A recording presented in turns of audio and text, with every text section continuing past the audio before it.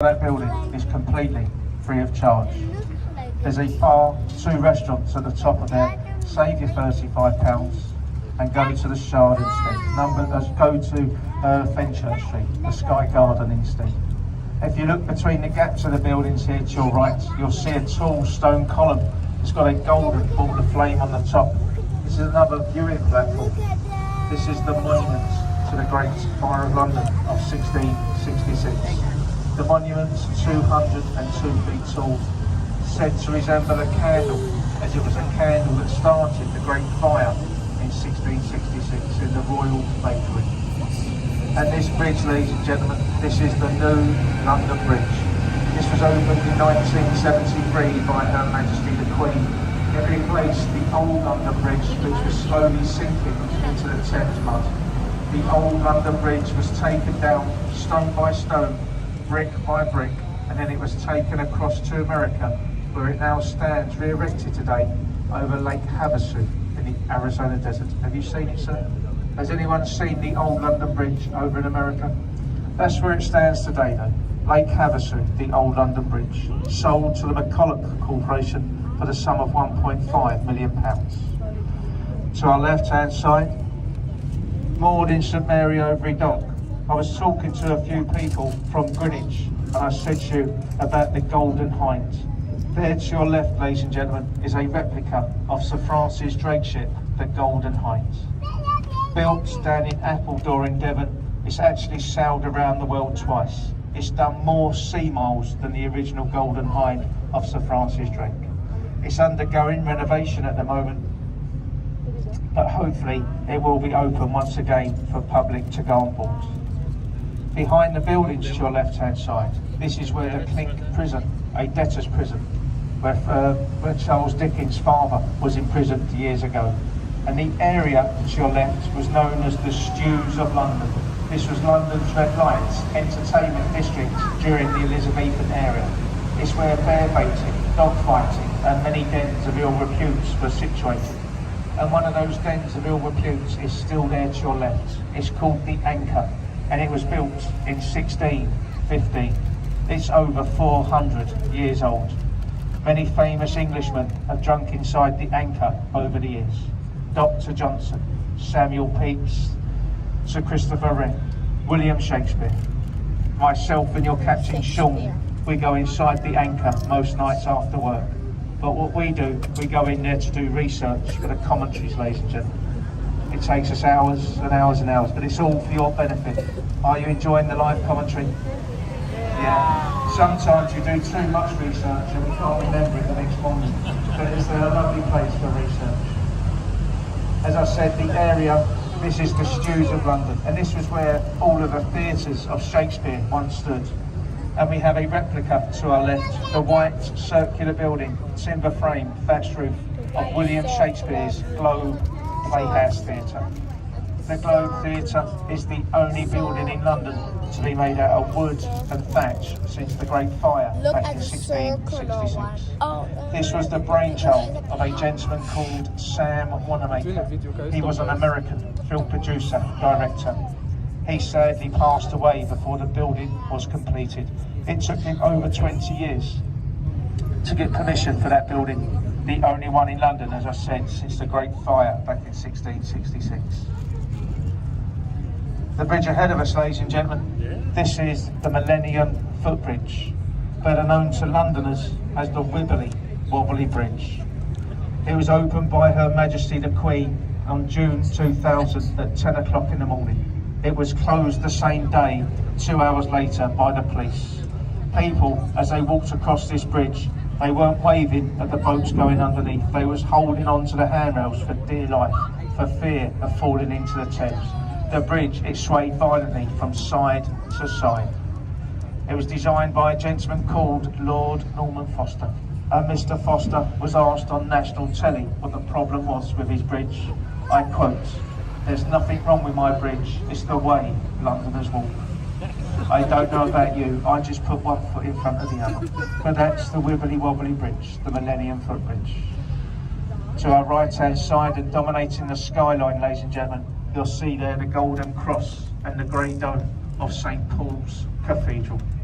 St Paul's Cathedral is considered by many to be Sir Christopher Wren's masterpiece. It took 35 years to construct and it was completed in 1710. It stands 365 feet tall and it's got the second largest unsupported cathedral dome in Europe. The largest, that's on St Peter's in the Vatican City of Rome. The architect himself is buried within the crypt of St Paul's. And there are no memorials for the great work Sir Christopher Wren done. He designed 52 churches around London, but on his memorial, on his tomb, some Latin writing, it reads, "Reader, if you wish to remember me, just look around." We're approaching now, ladies and gentlemen, 2.5 bridges, and they are very close together, and they form a light tunnel. These are the Blackfriars Bridges, and we refer to this tunnel as our very own Tunnel of Love. Legend has it, ladies and gents, as we go through the Red Bridge, you turn to your loved one, you give them a kiss, you'll be granted many, many years of happiness. So don't be shy, pucker up. Not yet, sir, we're not there yet. Now, if you're not on the boat with your loved one today, you can always turn to your husband or your wife. It's the same thing. If there's any single ladies, are available. Any single men, just going to walk down the deck of it. Our Captain Sean is very open-minded. We come through the bridge, folks, to your right-hand side. You will see there the grey building with a green sloping roof and a spinneret on the top, which is the old City of London School for Boys. Educated within this school, many of this country's leading statesmen, including Sir Winston Churchill and Lord Asquith. There are 4 statues on the front of this building. They are of Milton, Bacon, Sir Isaac Newton and William Shakespeare. 4 of this country's famous scholars never actually attended the school, placed there to inspire all the young students that did. The red brick building next to it is Zion College and Library. Housed within the walls of the library, some very rare and very religious books. It does contain Queen Victoria's very own personal Bible and diary, and the very first Bible translated into English, printed on the Claxton press by William Claxton. Another red brick building to our left. Look on the roof, in the tower, it actually spells out the word OXO. This is the OXO Tower. It's owned by the Vestry family, who invented the famous OXO gravy granule cube. Stamford Wharf, at one time a cold meat refrigerated warehouse. This is now luxury riverside apartments. And at the roof of those apartments, where you see the glass roof there, a Harvey Nichols restaurant. Now that's a very expensive but a very nice restaurant overlooking the River Thames. Voted within the top 10 restaurants here in central London. Now look very closely here to your left, ladies and gents. I bet there's something you thought you'd never see here in central London. Look closely, can you see the golden and almost tropical sandy beach? Who needs the Seychelles or the Bahamas when we've got the South Bank Riviera? People sunbathing, building sandcastles, children going down playing in the polluted Thames. And that's a typical family day out here in central London. When it's really sunny, you see them all sunbathing. Lovely time there. To our right hand side, folks, if you look either side of the road here, you'll see 2 silver griffins. These guard every major entrance into the City of London. The archway to your right hand side, this is called Temple Arch. It's a boundary between 2 cities. We are leaving the City of London, we are entering the City of Westminster. The City of London is one of the smallest capital cities in the world. It measures just 1 square mile. It was named Londinium when the Romans first landed all those years ago. And the silver griffins, you can find them at every major entrance into the City of London. This is Temple Gate, all the gates, Newgate, Bishopsgate. They're all on the main gates that lead into the City of London. The black and white ship here, or the vessel to your right, the St Catherine, she used to be the former royal barge on the River Thames. Any time the royal family would have any business to conduct on the river, they'll use this vessel here to our right. It's now called the Yacht London. It's a bar, restaurant and event space. Now the new royal barge, that's called the Gloriana. That's moored further downriver in St Catherine's Dock. Once again to our right hand side, the grey building with the green dome. You'll see this Ferriers wheel in the distance there. This is Somerset House to your right hand side. This was once the home for the Dukes and the Earls of Somerset. Now it was later taken over by the Registrar General, and that's where they used to store all paper records of births, deaths and marriages of English and Welsh subjects. Now in the summer months, the courtyard, they normally open the courtyard of Somerset House, and they have plays and they have a theatre going on. But it looks like they've got some theme park going on in the courtyards today. During the winter months, if you're ever in London, a very nice place to go. They have a very large open-aired ice rink inside that building. And this is the Waterloo Road Bridge, ladies and gentlemen. This was opened in 1945, and we know this bridge as the Ladies' Bridge. The reason we call this the Ladies' Bridge is that 85% of the labour force on the reconstruction of this bridge were in fact female. Built during the Second World War when there was a shortage of our labour, it was built by the Land Army, the Ladies of London. And as we come through the bridge, to your right, the grey building with a green tiled roof there, this is one of London's 5-star hotels. This is the Savoy on the Strand. A one-night stay in the Savoy, in the penthouse on New Year's Eve, that will cost you around £10,000 for the night. The oldest thing you'll see in London today, ladies and gentlemen, to your right-hand side, the large stone granite column. This is Cleopatra's Needle. Cleopatra's Needle was given to this country by a thankful Egyptian government for Nelson's victory over Napoleon at the Battle of the River Nile. The needle itself, that's reputed or said to be over 3,500 years old. That makes it older than London itself. Built in pairs, the pair to that needle, Central Park in New York. To your left-hand side, the Royal Festival Hall, built for the Festival of Great Britain back in 1951, a post-war morale-boosting festival. And that's a concert hall, and it's completely soundproof as it stands next to Charing Cross mainline railway bridge. Now, if there's anyone walking across the 100 footbridges, ladies and gentlemen, give these people a wave.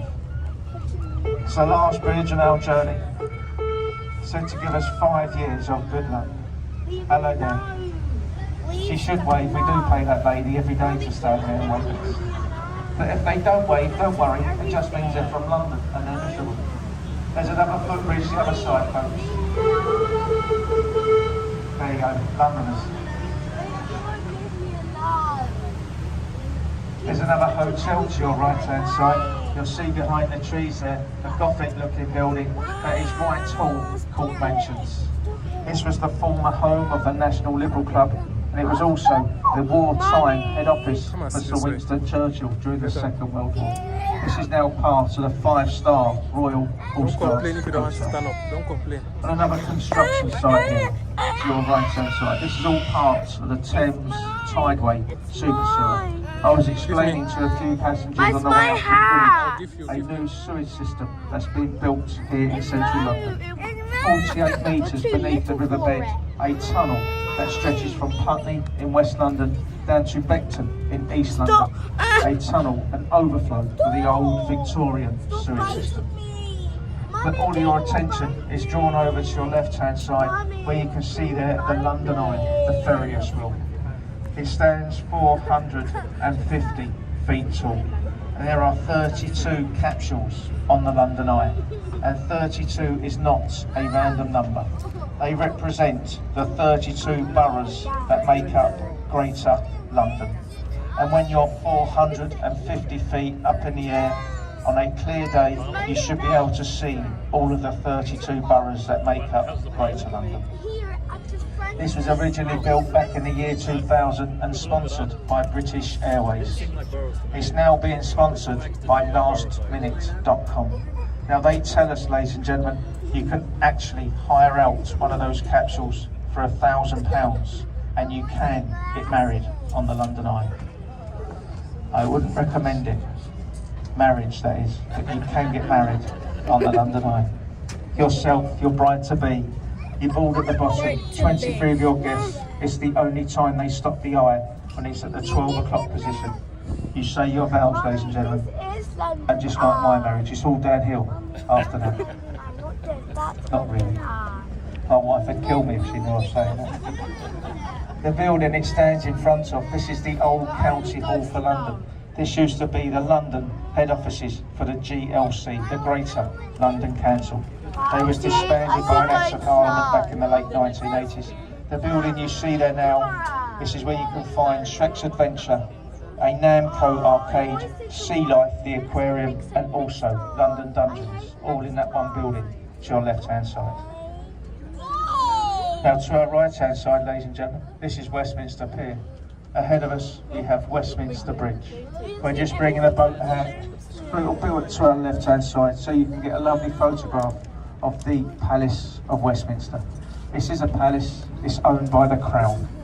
We refer to this building as the Houses of Parliament. That's the seat to our British government, our fantastic British government. Mummy, see Big Ben. Mummy, that was the last joke. Scratching is not nice. The towers that make up the Parliament building, in the distance, flying the Union flag, that's called the Victoria Tower. That's where all the ballot papers are stored after every general election for 1 year and 1 day. The smaller tower with the clock face, most of us, well everyone, will call this Big Ben. But that is the Elizabeth Tower.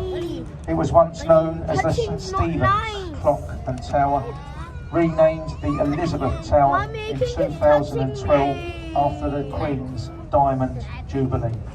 Now Big Ben is the nickname of the 13.5-ton bell which is housed within inside the tower. The bell, it chimes the hour and the hour alone.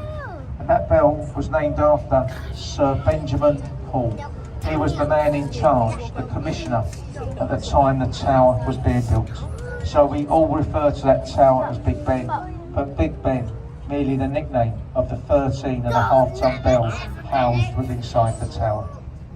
But one of London's best kept secrets, ladies and gentlemen, is that Benjamin was not his first name. That was, in fact, his middle name. His first name was actually Richard, but they thought it a bit inappropriate to call that bell Big Rich. I'm glad some of you are on my wavelength.